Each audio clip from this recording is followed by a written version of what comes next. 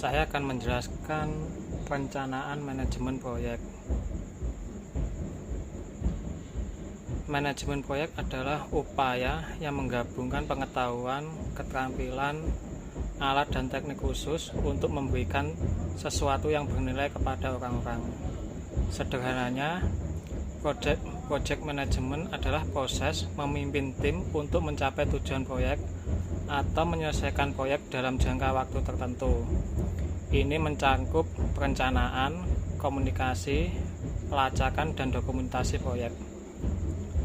Tujuan dan fungsi manajemen proyek. Tujuan utama manajemen proyek adalah untuk merencanakan dan mengelola proyek agar dapat diselesaikan dengan baik dan mencapai tujuan atau hasil yang diinginkan. Berdasarkan Project Management Institute, bahwa perusahaan yang tidak memasukkan manajemen proyek dengan tepat dalam strategi mereka menghadapi risiko kegagalan keseluruhan yang lebih tinggi, dengan tingkat kegagalan mencapai 60% lebih. Oleh sebab itu, manajemen proyek perlu melibatkan identifikasi dan pengelolaan risiko, manajemen sumber daya yang cermat, komunikasi yang jelas dengan seluruh pihak-pihak terkait, dan penganggaran yang cerdas. Manfaat manajemen proyek yaitu kinerja tim yang lebih efisien. Manajemen proyek dapat membantu memastikan bahwa tim dapat menyelesaikan pekerjaan tepat waktu dan pada waktu yang tepat, sehingga menjadi lebih efisien dan efektif dalam menghasilkan produk yang sukses. Yang kedua, memberikan kualitas yang lebih baik. Dengan project management, Anda dan tim dapat memiliki kualitas pekerjaan yang lebih baik karena memiliki semua waktu yang dibutuhkan untuk melakukan pekerjaan. Yang ketiga, membantu pertumbuhan dan perkembangan tim. Mengerjakan tugas secara individual dapat memberikan beban yang lebih besar, tetapi ini tidak jika dibagi dengan manajemen yang baik. Setiap anggota tim dapat memiliki waktu untuk fokus pada pekerjaan dan bahkan memiliki ruang yang cukup untuk bertumbuh serta berkembang menjadi lebih baik. Yang keempat, memberikan lebih banyak fleksibilitas. Ada banyak kemungkinan perubahan yang dapat terjadi dalam sebuah proyek. Oleh karena itu, project management dapat membantu tim untuk menyesuaikan jalur proyek dan meminimalisir risiko yang mungkin terjadi ke depannya. 5. Transparan dan akuntabel. Manfaat yang terakhir dan kalah penting adalah membantu memberikan laporan dan transparan dan akuntabel, mengingat semua proses proyek dicatat dan dikelola dengan sebaik mungkin. Selanjutnya yang kedua, yaitu bagaimana melakukan analisa terhadap kelayakan proyek. Kelayakan proyek terkadang disebut analisis kelayakan atau laporan kelayakan, dengan cara untuk mengevaluasi apakah rencana proyek dapat berhasil atau tidak. Studi kelayakan mengevaluasi kelayakan rencana proyek untuk menilai apakah Anda dapat melanjutkan proyek atau tidak. Studi ini bisa dilakukan dengan menjawab dua pertanyaan. Yang pertama, apakah tim kita memiliki alat atau sumber daya yang diperlukan untuk menyelesaikan proyek ini? Yang kedua, adakah keuntungan investasi yang cukup tinggi untuk membuat proyek ini layak untuk dijalankan? Studi kelayakan ini penting untuk proyek yang mewakili investasi penting untuk bisnis Anda.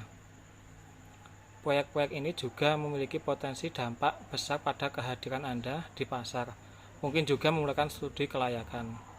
Sebagai manajer proyek, Anda mungkin tidak bertanggung jawab langsung untuk menjalankan studi kelayakan.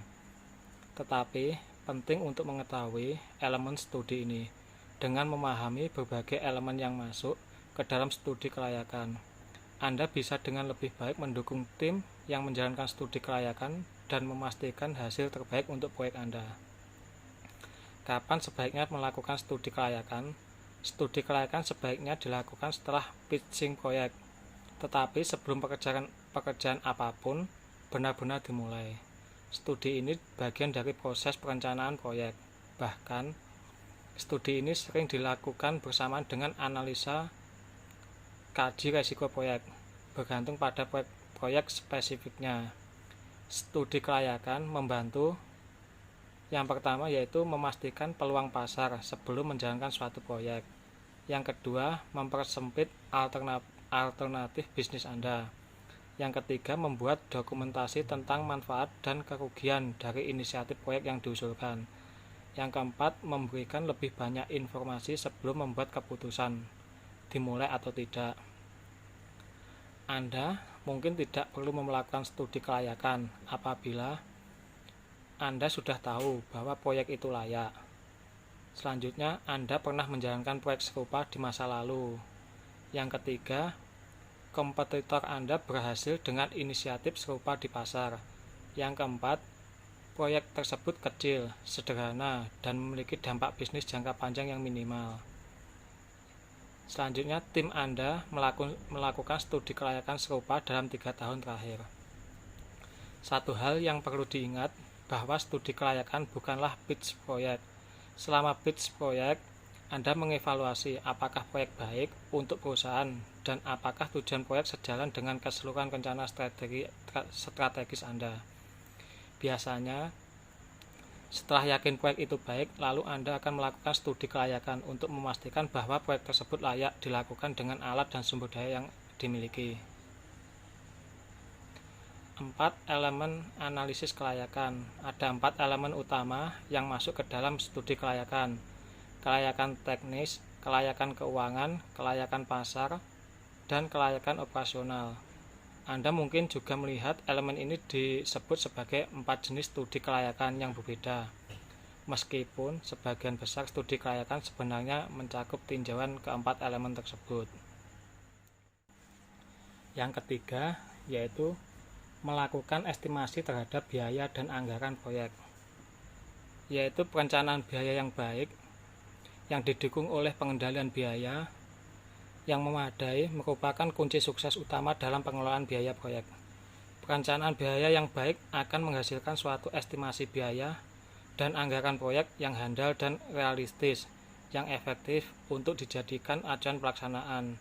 Pengendalian biasanya yang memadai akan mampu mendeteksi penyimpangan biaya seawal mungkin, sehingga adanya penyimpangan akan dapat segera ditindaklanjuti dengan tindakan-tindakan preventif dan korektif yang efektif dalam mengatasi penyimpangan dan mitigasi potensi penyimpangan lainnya. Setiap organisasi harus mengembangkan metodologi pengelolaan biaya proyek yang efektif dan berbagai pengalaman dan pembelajaran pelaksanaan proyek. Proses estimasi biaya proyek merupakan proses yang memperkirakan biaya yang paling mungkin atas sumber daya yang akan digunakan, yang diperlukan pada setiap aktivitas untuk menyelesaikan proyek. Proses ini diperlukan untuk menghasilkan estimasi dengan tingkat akurasi setinggi mungkin atas tingkat defisit proyek yang ada, sehingga memerlukan semua kompensasi terkait biaya estimasi dan kompensasi atas produk yang akan dihasilkan. Proses estimasi biaya dilakukan berdasarkan metodologi rencana manajemen biaya dan menggunakan acuan kebijakan, prosedur, dan template yang dalam aset-aset proses organisasi. Selain itu juga menggunakan cakupan dan jadwal proyek.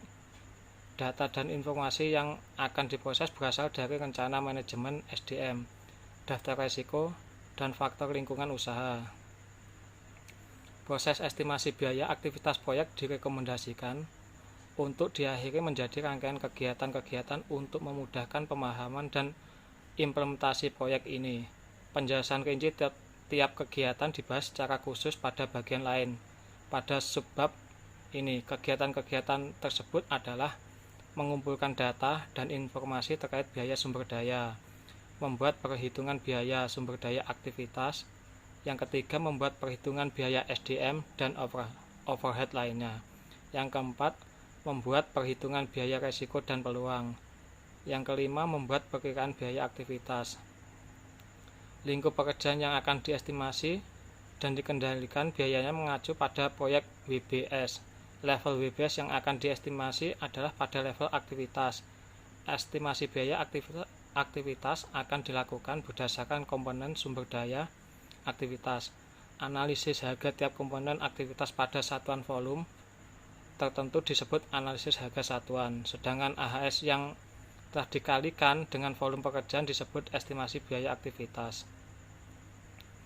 Proses ini akan menghasilkan estimasi biaya, dasar penghitungannya, dan pembaruan dokumen-dokumen proyek. Review hasil estimasi harus dilakukan ketika ada peningkatan resolusi proyek untuk mempertajam tingkat akurasinya.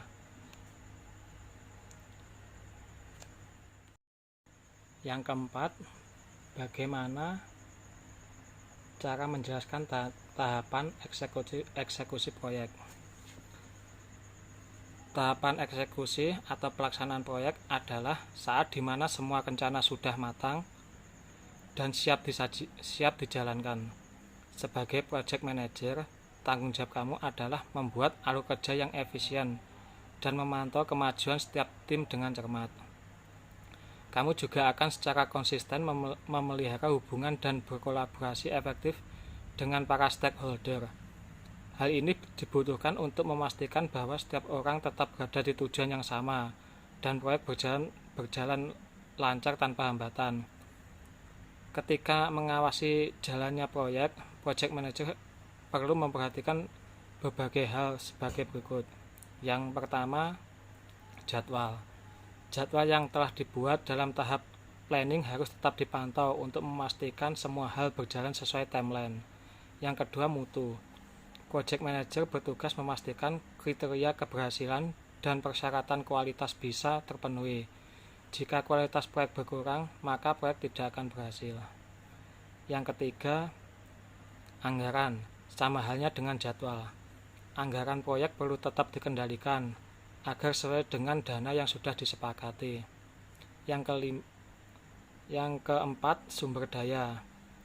Project manager berkewajiban untuk memastikan bahwa semua kebutuhan sumber daya terpenuhi selama proses pelaksanaan berlangsung, meliputi peralatan, bahan, dan sebagainya. Yang kelima, kolaborasi tim. Kolaborasi tim mengacu pada kerjasama yang baik dan komunikasi yang erat. Hal ini bisa mengacu pada penyediaan tools yang dapat menghubungkan antara anggota dengan lebih mudah. Dan perencanaan pembuatan website di atas semua bisa dikerjakan di tahap ini. Sebagai project manager, kamu akan mengandalkan kemampuan leadership untuk mengawasi jalannya proyek. Kamu harus terus memastikan apakah jadwal pembuatan website sesuai dengan timeline, bagaimana kolaborasi tim yang terjalin, apa saja kendala yang dihadapi tim selama proyek berlangsung, dan sebagainya. Yang kelima, bagaimana menjelaskan evaluasi dan audit dari sebuah proyek. Evaluasi dilakukan setelah proyek selesai dikerjakan. Berbeda dengan pengendalian, evaluasi lebih bersifat menilai. Pengendalian akan menindaklanjuti dengan langkah perbaikan atau koreksi. Namun demikian, evaluasi ditempatkan setelah pengendalian. Evaluasi proyek adalah proses penilaian pencapaian tujuan dan pengungkapan masalah kinerja program atau proyek untuk memberikan umpan balik bagi peningkatan kualitas kerja program atau proyek. Evaluasi proyek. Tujuan utama evaluasi adalah untuk mengungkapkan permasalahan dan membuka potensi masalah yang mungkin. Ada dua macam evaluasi bila dilihat dari pelaksanaan evaluasi, yakni yang pertama, evaluasi formatif, evaluasi yang dilaksanakan di setiap tahap siklus proyek. Yang kedua, evaluasi ringkas, evaluasi yang dilaksanakan setelah proyek selesai untuk mendapatkan feedback bagi pelaksanaan hal serupa di masa yang akan datang. Hal-hal yang perlu diketahui dalam evaluasi proyek. Ruang lingkup kegiatan proyek, yakni pada bidang-bidang apa saja proyek akan beroperasi. Kedua, cara kegiatan proyek dilakukan, yakni apakah proyek akan ditangani sendiri atau ditangani juga oleh beberapa pihak lain. Evaluasi terhadap aspek-aspek yang menentukan keberhasilan keseluruhan proyek, yakni mengidentifikasi faktor-faktor kunci keberhasilan proyek. Selanjutnya, sarana yang diperlukan oleh proyek menyangkut bukan hanya kebutuhan seperti material, tenaga kerja, dan sebagainya, tetapi juga fasilitas-fasilitas pendukung seperti jalan raya, transportasi, dan sebagainya. Selanjutnya, hasil kegiatan proyek tersebut serta biaya-biaya yang harus ditanggung untuk memperoleh hal tersebut. Selanjutnya, akibat yang bermanfaat ataupun yang tidak dari adanya proyek tersebut. Selanjutnya, langkah-langkah rencana untuk mendirikan proyek beserta jadwal masing-masing kegiatan tersebut. Audit proyek. Audit adalah pemeriksaan menyeluruh terhadap manajemen proyek yang mencakup metodologi, prosedur, anggaran, pengeluaran, dan tingkat penyelesaian. Isi laporan audit setidaknya memuat antara lain status proyek yang dikerjakan terkait apakah proyek telah dikerjakan sesuai jadwal. Yang kedua, status proyek di waktu berikutnya terkait apakah diperlukan perubahan jadwal dan atau mengapa. Yang ketiga, status pekerjaan yang kritikal menyangkut sejauh mana pekerjaan-pekerjaan kritikal telah dikerjakan. Yang keempat, pengenalan risiko terkait apa dan bagaimana potensi kerugian atau kegagalan proyek dapat terjadi. Yang kelima, informasi yang bermanfaat bagi proyek lain terkait pelajaran apa yang bisa diambil hikmahnya untuk pelaksanaan proyek lain. Yang keenam, keterbatasan audit yang menyangkut asumsi dan batasan yang dipakai dalam mengaudit proyek sehingga mempengaruhi hasil audit. Secara lengkap, isi laporan audit proyek ada sebagai berikut. Yang pertama, pendahuluan, berisi penjelasan latar belakang dan tujuan proyek. Yang kedua, status sekarang, berisi penjelasan mengenai status proyek saat dilakukan audit, termasuk hasil pengukuran performansi yang digunakan dalam audit seperti biaya, jadwal, kemajuan, dan kualitas.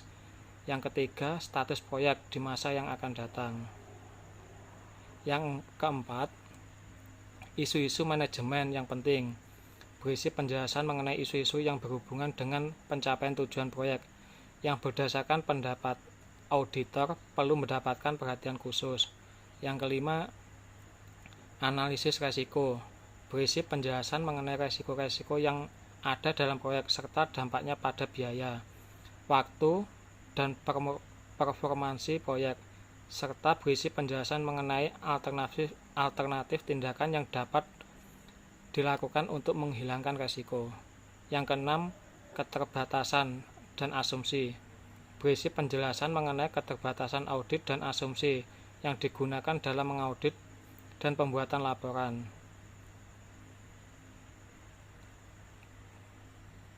Sekian dan terima kasih.